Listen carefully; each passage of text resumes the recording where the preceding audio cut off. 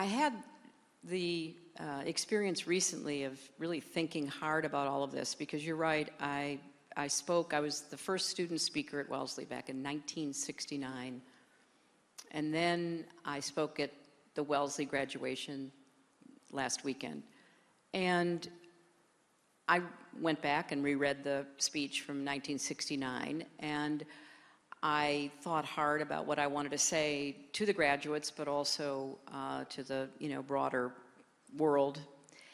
And yeah, I think the bottom line is I am hopeful, but I really think hope needs to be linked to a strategy for dealing with what we are facing. And some of it is very personal acts. You mentioned kindness. I mean, that is a much overlooked attribute in these days. And showing kindness, showing support for one another.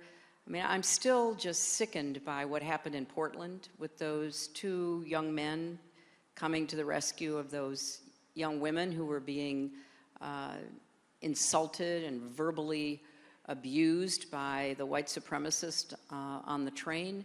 And when they attempted to reason with this man and to intervene, he killed them both, and he wounded a third man who tried to also speak up.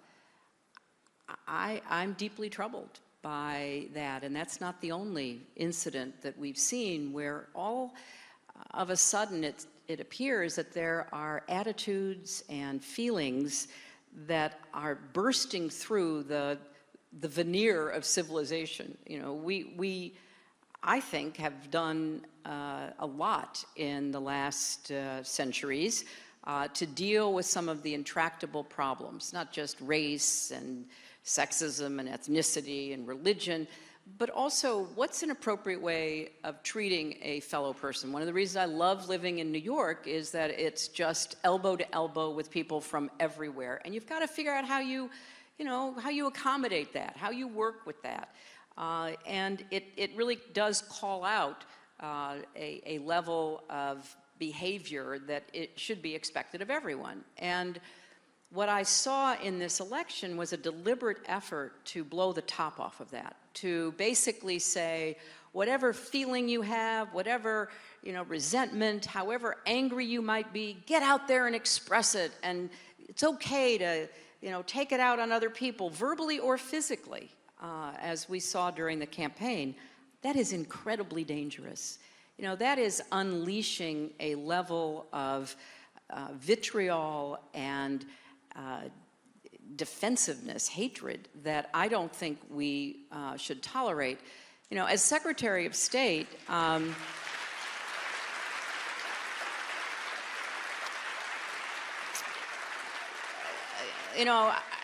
I traveled the world on behalf of our country, and I did that as a senator. I did it as a first lady. I've been incredibly lucky.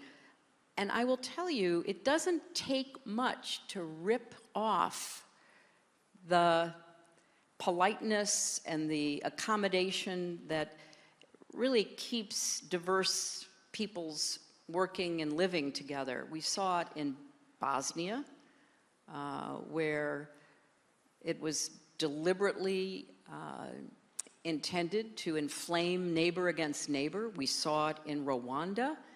I've seen it in many other places where political leaders, for their own purposes, their own power, greed, ideology, religion, whatever it might be, really light those flames. And there's always kindling there. There's always people who are nursing a grievance, who feel that they weren't treated right, who think somebody's getting ahead, who see the world as a zero-sum game.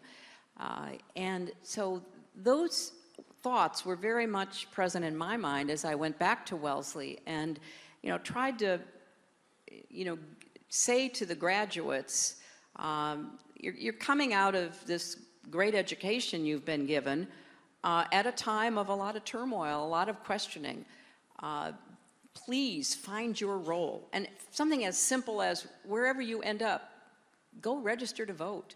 Get involved to the point where your voice will actually be added to those with whom you agree, or even if you don't agree on everything, people of reason wanting to get together. And I told them, I think we're living at a time when there's a deliberate assault on truth and reason.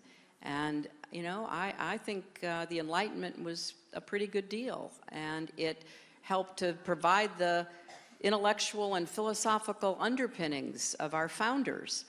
And I still believe that, you know, we are the greatest, you know, man-made invention in the history of the world. And we can't give up on that, and we can't get discouraged, and we have to figure out ways we're going to keep going.